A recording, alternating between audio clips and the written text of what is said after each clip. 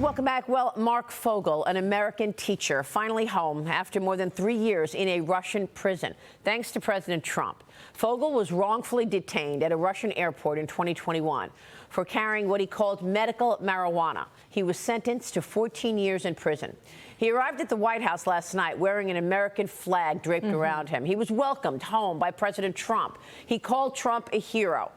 President Trump said that he did a deal with Russia and it could help end the war in Ukraine. Here's what he had to say about this exchange. Watch. What were the terms of this deal, Mr. President? Very fair, very fair, very reasonable, not like deals you've seen over the years. They were very fair. And I think that's going to lead, and somebody else is being released tomorrow that you will know of. But we wanted to get this done, very important. And Steve wanted to actually fly over and get Mark and get him home properly, because it could be a pretty tough trip. As you heard, President Trump said we should expect another American hostage to be released today. Joining me now is Fox News contributor, former CIA station chief who served in Moscow, Iraq, and Pakistan, Daniel Hoffman. Dan, thanks very much for being here. Give us your reaction and what you expect this to mean in terms of President Trump's efforts to end the war on Ukraine. Well, it's an extraordinary diplomatic success to secure the freedom for Marc Fogel. I think many of us watched on television last night, and it's just, I think, hard to imagine for American citizens. Here was a guy behind enemy lines for 3 years in prison, bypassed twice by the Biden administration with exchanges that took place in 2022 and 2024. The Biden administration never designated him as wrongfully detained, at least not until late in the administration in August of 2024. That was the first time that National Security Advisor Jake Sullivan even mentioned that Fogel was wrongfully detained. So this is a great success. What it portends for the U.S.-Russia relationship in the near term, Russian press spokesperson Dmitry Peskov has said that Russia expects the United States to release a Russian citizen. No further details on that. But there is possibility now. The communication channels are open. And we've got the war in Ukraine to negotiate. We've got arms control treaties, perhaps, to renegotiate. And a grand bargain, perhaps, in the offing, where the United States reduces or eliminates altogether some of those sanctions that have helped to cripple the Russian economy. I mean, it's just extraordinary how many things President Trump is working on. And to look at these last 3 weeks, the first 3 weeks in office for President Trump for the second term, and all that he's been able to accomplish, what was the Biden administration doing? I might be the wrong one to ask about that, Maria. I'm not sure I can give you a good answer there, except to say that we've seen we don't understand what they were doing with Trump in office for 3 weeks, and he's working on getting hostages home, and he's working on Israel, and he's working on cutting out waste. Look, the president said he's focused on ending the war in Ukraine. He posted this on Truth Social, Dan. I'm sending Secretary of the Treasury Scott Bessent to Ukraine to meet President Zelensky. This war must and will end soon. Too much death and destruction. The U.S. has spent billions of dollars globally with little to show. When America is strong, the world is at peace. Zelensky is going to be meeting with Vice President J.D. Vance at the Munich Security Conference on Friday, Dan. He's already stated that he's open to making a deal with the U.S. What do you believe a deal to end the war in Ukraine could look like, Dan? Do you think that it has to be that Ukraine gives up territory or not?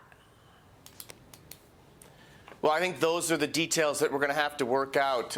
President Trump has floated the idea of Ukraine financing some of the post-war reconstruction and U.S. involvement in Ukraine with those rare earth metals that Ukraine has, which could be of great value to our economy. There's discussion potentially of European boots on the ground in Ukraine.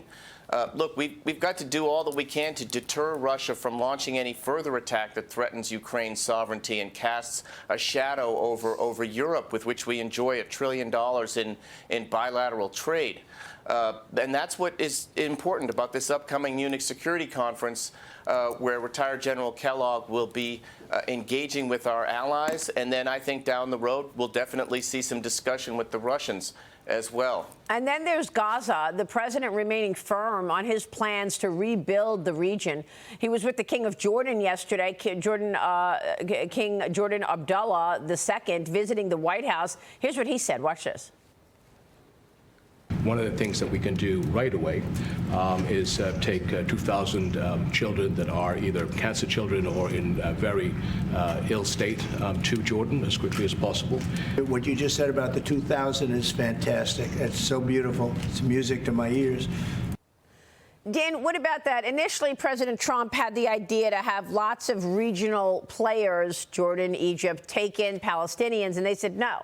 We're not going to do that. But now you heard the King of Jordan, Abdullah, say, yeah, I'll take in sick kids. Your reaction? Yeah, 2,000 children is a far cry from the million or so Palestinians that the president was discussing with Egypt and with Jordan. Look, this is a very challenging national security threat for us. We can't allow Hamas to continue to rule over Gaza and present a threat to Israel and the region writ large.